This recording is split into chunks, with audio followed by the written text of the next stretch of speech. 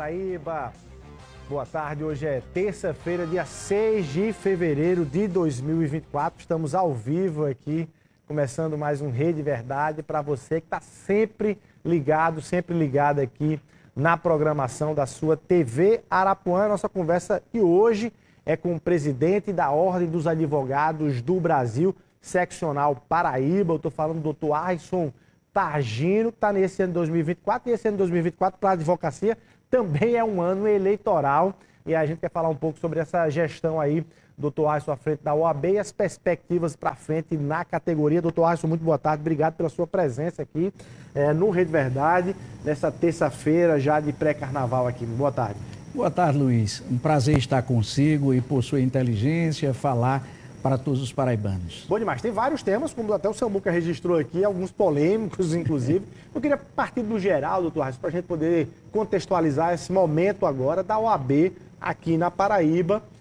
Você foi eleito com base em alguns compromissos, em algumas promessas. Se você for fazer um recorte hoje para dizer daquilo que já conseguiu executar, daquilo que já conseguiu cumprir do que prometeu quando se colocou como presidente da Ordem, o que é que você destacaria? Luiz, eu destacaria que, por primeiro, somos um projeto coletivo, como dizia no passado e me repito, um movimento que agrega pessoas das mais diferentes visões do mundo, das mais diferentes visões ideológicas, mulheres advogadas, homens advogados, de todos os gêneros, envolvidos na consolidação de uma OAB mais forte.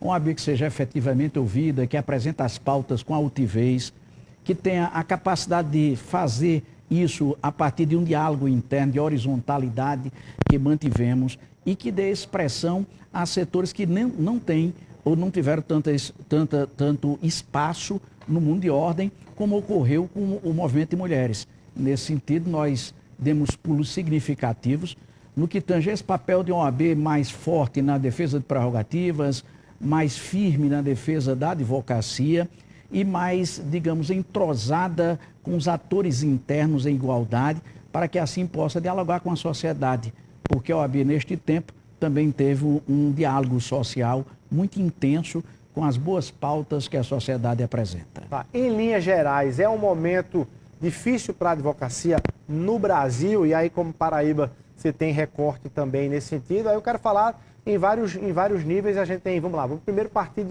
de um debate da interferência política muito forte, e aí há cobranças de parte da população dizendo, olha, a OAB devia se posicionar em relação a algumas atitudes do judiciário brasileiro, que está cortando palavra, que está evitando ali o exercício da advocacia. Em outra parte, enfim, há quem diga que não é por aí, mas há uma cobrança da OAB em relação a isso. É um momento delicado para a parte política? A sociedade vive um momento delicado. Nós viemos de uma eleição nacional que aprofundou muito uma diáspora, uma divisão de pessoas e perspectivas. E óbvio se refletem em todos os elementos sociais, inclusive no OAB, que afinal de contas tem em seus quadros pessoas das diferentes visões de mundo. A OAB tem buscado manter uma linha muito forte de defesa da democracia, defesa da advocacia, defesa da sociedade. Nem sempre agrada, mas com muita convicção de fazê-lo, distante dos humores políticos partidários, distante desculpa o termo, dessa briga artificial que se estabelece entre opostos. Eu tenho o prazer de dizer que no nosso Conselho Estadual nós temos pessoas de esquerda, de centro e de direita.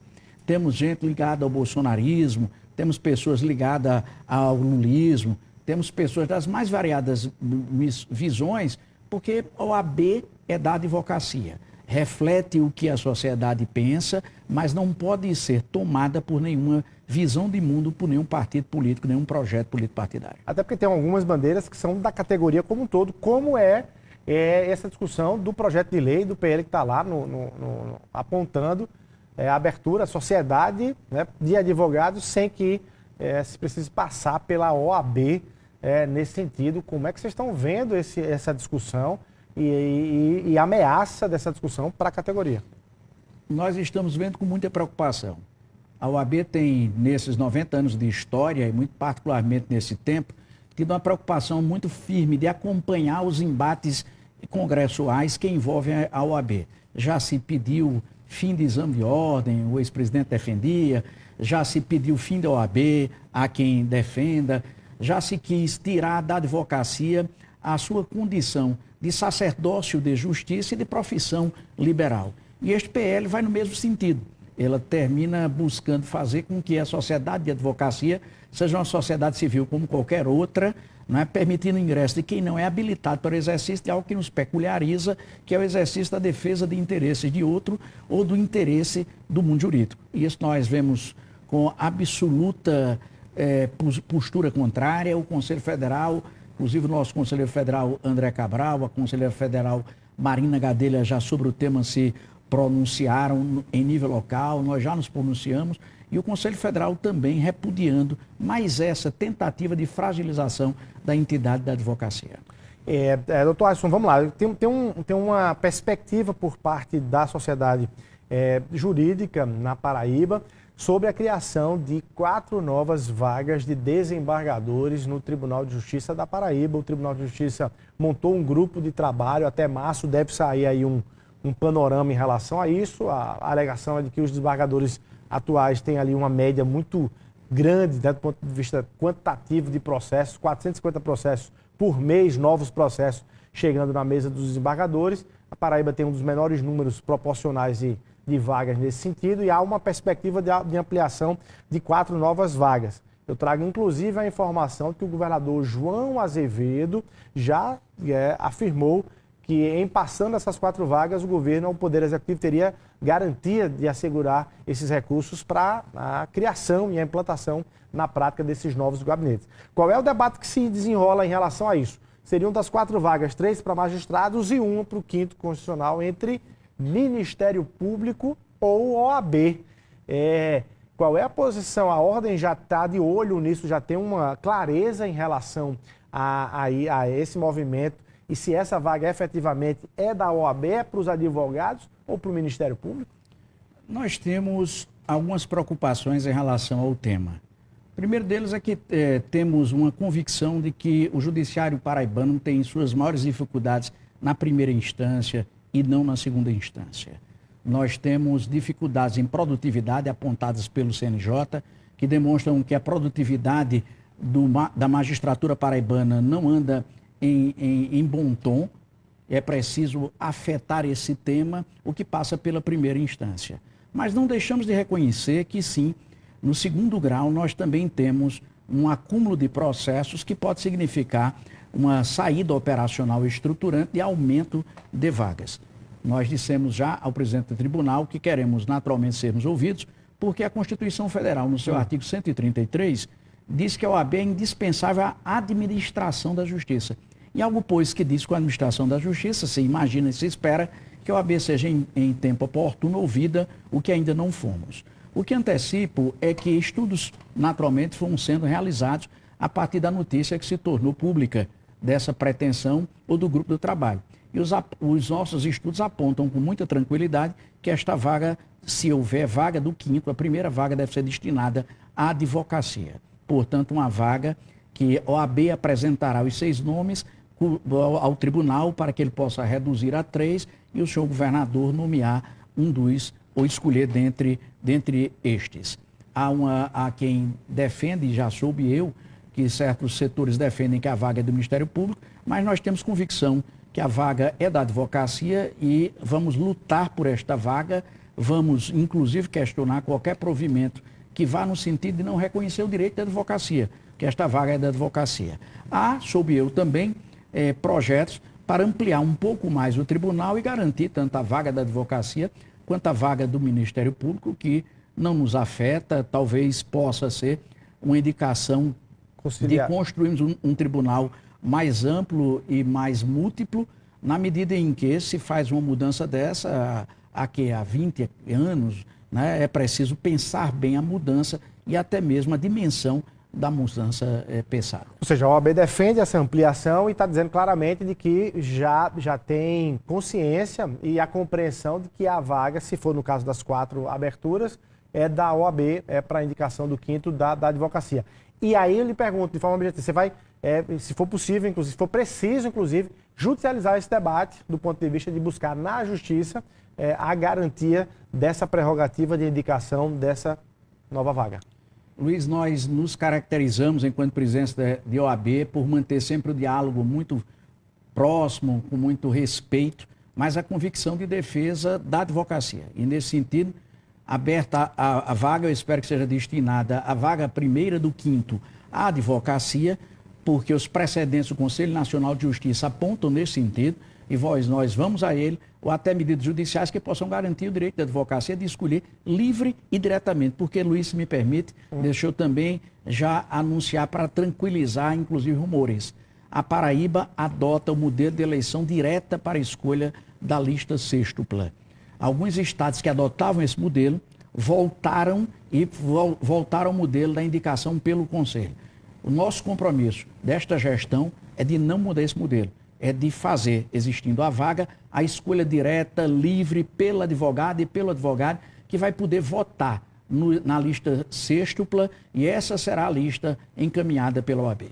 Olha só, é importante você estar dizendo isso porque algumas pessoas podem imaginar que, com a vaga sendo da OAB, a indicação partiria ali da atual direção, da atual gestão, indicando, já escolhendo o nome. Na verdade, você tem ali uma composição de 6 nomes, de 6 advogados. Desses 6 nomes vão para o Tribunal de Justiça para que eles possam fazer a lista tríplice e aí para que o governador possa fazer a escolha efetiva.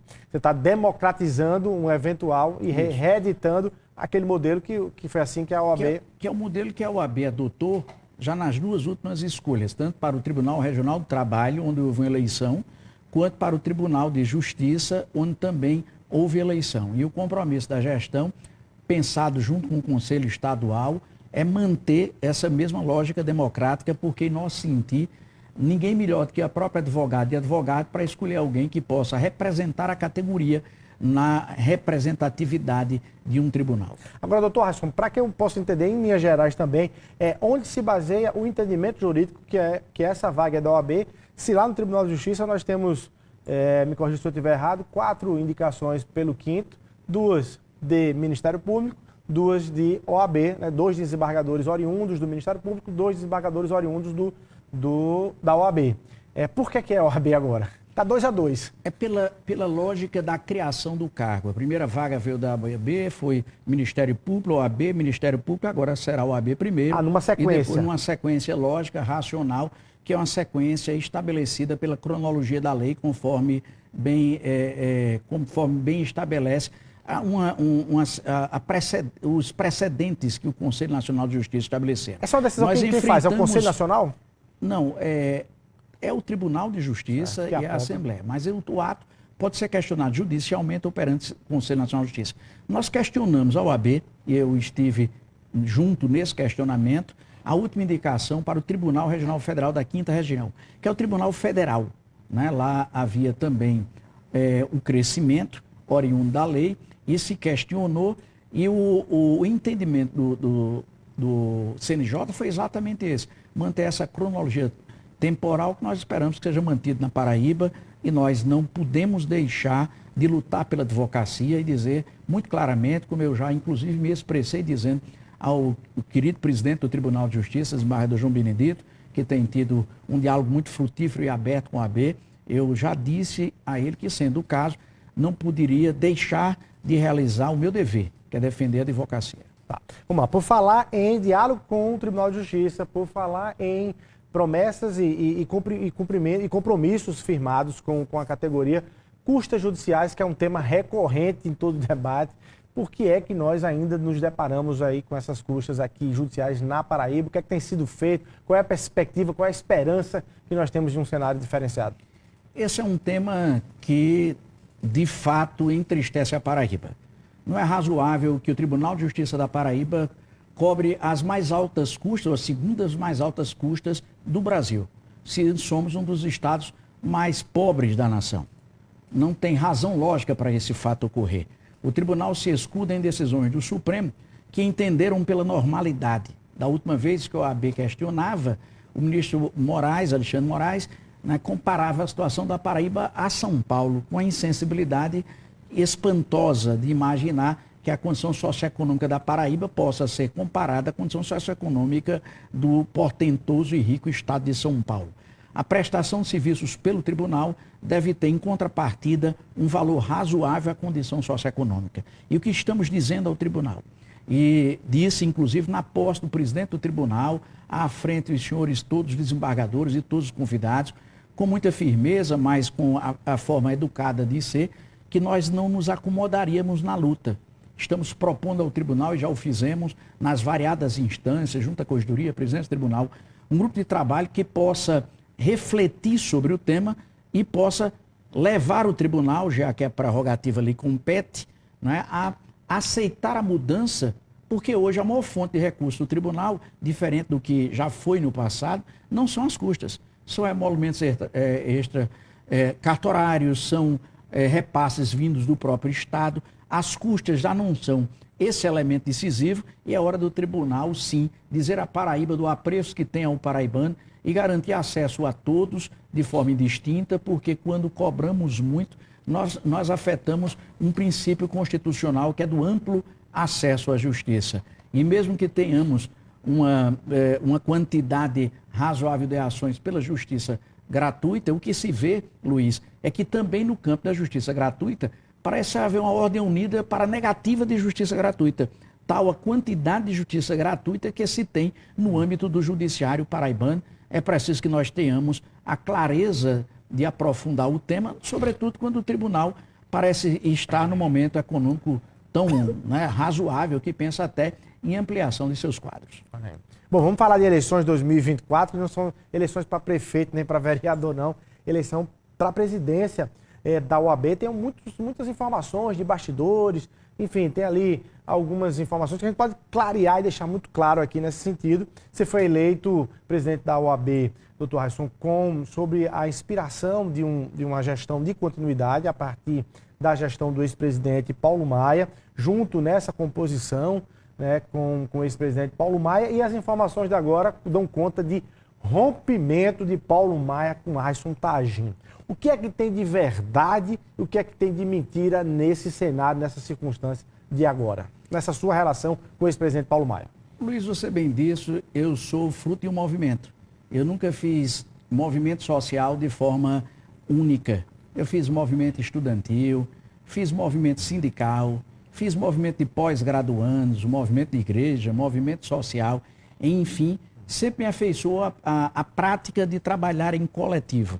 E foi assim que fui chamado para dar continuidade a um projeto, aprofundando os seus ganhos, né, e modificando o que eventualmente de equívoco que tivesse. E tentei fazer junto a um grupo de pessoas, não só sou eu, um grupo de pessoas, eu tenho pela primeira vez na história da OAB, uma diretoria que é majoritariamente feminina. São 3 mulheres e 2 homens. Pela primeira vez na OAB da Paraíba, o presidente da OAB dirige a OAB com um coletivo de mulheres paritário no conselho. Somos paritários. Outros presidentes que me antecederam não tiveram essa experiência. Ou não fizeram essa opção, já que não havia vedação de pôr mais mulheres na diretoria. A nossa diretoria foi esta opção. E demos em nossa visão continuidade a tudo que era de projeto, que foi promessa coletiva de campanha. Eu respeito posições, não entendo que posturas divergentes são posturas de inimizades, são posturas políticas naturais. No ano eleitoral, as pessoas, né, põem suas posturas à frente, eu tenho coragem de dizer os seus desejos, e se viu sim que o ex-presidente Paulo Maia, e nisso não há legitimidade nenhuma, né, quer mais uma vez dirigir a OAB, já dirigiu 2 vezes, quer voltar a um 3º mandato, né, e é evidente, tem o direito de pleitear, já disse que acostou ao seu projeto o apoio da candidata Maria Cristina, nossa Kio, né, o que também é legítimo, eles têm uma relação de familiaridade, é possível esse modelo, e estamos no momento de, na verdade, análise de todo o processo político e de considerações de pretensão. Mas esse não é o meu mote, porque, Luiz, eu tenho que me preocupar e tenho me preocupado com a gestão. E unir a advocacia em face desses dilemas que estamos falando, em face de temas comuns, em face da defesa da advocacia. E temos toda uma gestão muito pujante, uma gestão de muitas atividades. Nós nunca tivemos uma OAB com tantos cursos, com tantos eventos, com tanta participação democrática. A minha sala, Luiz, nós fizemos questão de pôr em vidro. É transparente, para sinalizar a efetiva transparência. Teve tempo que falar com o presidente, quando ele ia, era difícil, não encontrava e tal. E nós estamos lá à disposição da advocacia para construirmos um projeto coletivo. E até creio que, quem sabe, com o caminhar do tempo, essas forças todas possam se unir, porque, no fundo, precisamos estar unidos para a defesa de nós todos, porque quanto mais fortalecida estiver o OAB, mais forte ela estará para a defesa da advocacia. Então, você está, de forma muito clara, já compreendendo que há um movimento e que deverá enfrentar assim, essas forças nesse processo de reeleição. Eu talvez esteja lendo errado, nunca foi me dito, eu nunca recebi ninguém para me dizer, o ex-presidente Paulo Maia nunca me procurou para dizer Você não teve uma conversa com ele nesse final? Eu nunca fui procurado, eu sou presidente de ordem, estou lá, local, toda tarde, quase toda manhã, me dedicando à OAB, tenho me dedicado de corpo e alma, nunca fui procurado para essa manifestação, mas também não é obrigatório, eu entendo. Você considera um ato desleal? Não, eu acho que é normal. As pessoas, no ano da eleição, né, elas têm suas pretensões e têm a coragem de apresentar suas pretensões. Não é nada ilegítimo, não, faz parte do processo político. Doutor Raíssa, sobre a acusação de que, olha, esse movimento do ex-presidente Paulo Maia é fruto, pelo menos, de dois movimentos, um de não reconhecimento do legado, da gestão, ou de algumas ações, ou falas, ou discursos, de certa forma, diminuem a gestão anterior nesse sentido, ou de dificuldades em manter alguns nomes ali mais ligados ao ex-presidente Paulo Maia dentro dessa gestão. Esses dois movimentos, você acha que cometeu esses dois movimentos e eles foram resultado desse movimento aí do Paulo Maia ou não? Vamos segurar para responder no próximo bloco, um minutinho só, para que as pessoas fiquem acompanhando aqui. Um minutinho a gente volta aqui no Rede Verdade.